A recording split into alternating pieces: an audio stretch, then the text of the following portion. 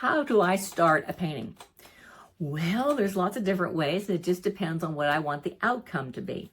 Behind me here is a canvas that I threw a bunch of color on and texture, and I fondly call it the glorious mess. I'm not the only one that does this. It's common. A lot of people do.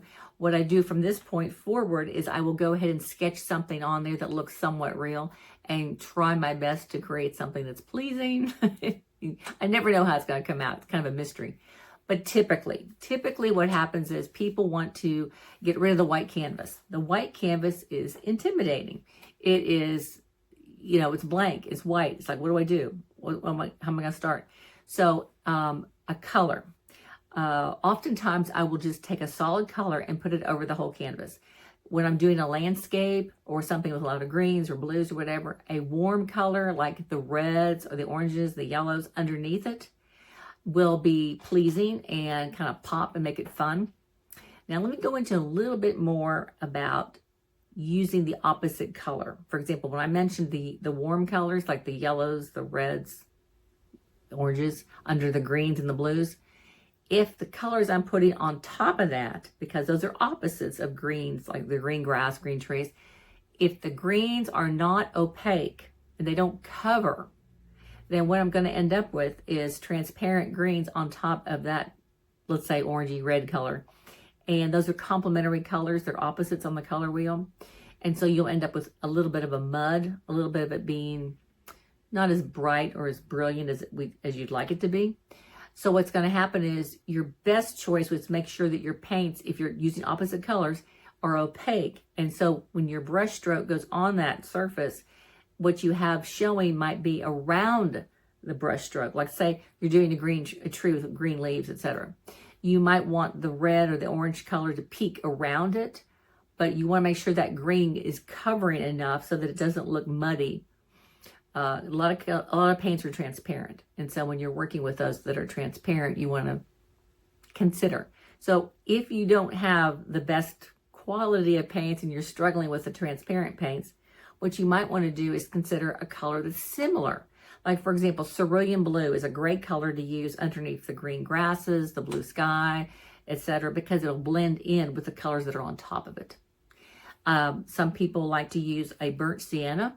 It's a nice warm color, but it's not overly dramatic. It's not like red, orange, yellow, and they might dilute it. Now, I'm working with acrylics here, so I worked with oils too for many years, and I use those colors too. But the burnt sienna is a nice color to use, dilute it with a gloss medium or a matte medium, whatever product you like to use best. If you dilute it down to like a watercolor and you use water, it breaks the bond between the pigment and the binder. It's not best for your painting. So use something to kind of keep it together. So you can do that. You can do a solid color. Now, you can make it more transparent, like I just mentioned. You can make it more concentrated, straight out of the tube, thick. You could also use what I call a value block in, where you can use a color to designate shapes on your canvas that are like the darker values, the lighter values, the middle values, like a black and white photo, and you're using color to illustrate it. Or you might want to use black, white, and gray.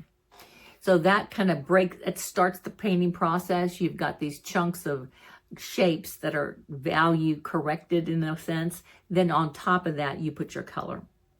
Another way would be what I call a color block in. So just imagine, for example, I'm going to just make this up, a bowl of fruit. And you've got your oranges and your apples and your bananas. So you might just sketch in this scene and put in a thin layer of like the color for the orange, the red apple, the yellow banana. And then from that point, you build on top of it. It's one way to see if your color scheme is working. That's an example of that. So these are just suggestions. Now, let me kind of back up a little bit when you talk about what color to start with if you're going to use a solid color. What I'll do sometimes is do little squares on a piece of paper, and then I'll put of colors that I think I might use as the color for my canvas.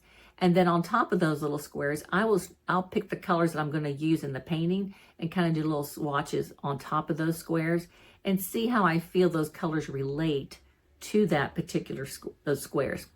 Another thing, if it's a really detailed painting and you're like, it's really a project, you could do a small painting in the method that you think will work best for that particular painting, and then try it out and see if you like it. And I'm talking small, so you're not spending forever on a painting here and then another forever on a large painting.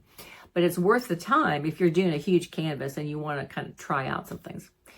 Anyway, so these are just methods that we'll start. So I'm going to go ahead and show you different starts that you can do, and how you can do it, etc. But the idea is break the spell of that white canvas. Now, before I finish, the white canvas is fine to have it peeking through if you want, but it's not something that you want to show up on between your brush strokes if it's not your intention. Watercolor, sure, we want the white paper to show. But with your oil paintings or acrylic, and again, I'm talking with acrylics now, we kind of want it to be covered with paint. And also, the underpainting that you start with helps with the painting process. So sometimes that painting, it's totally different when you use one color versus another color. So, I would say experiment. That's really, really a really good project that you can put into your sketchbook. Do several little small paintings of the same object, trying different backgrounds so you can see how they come out. It's a thought. Anyway, give it a try.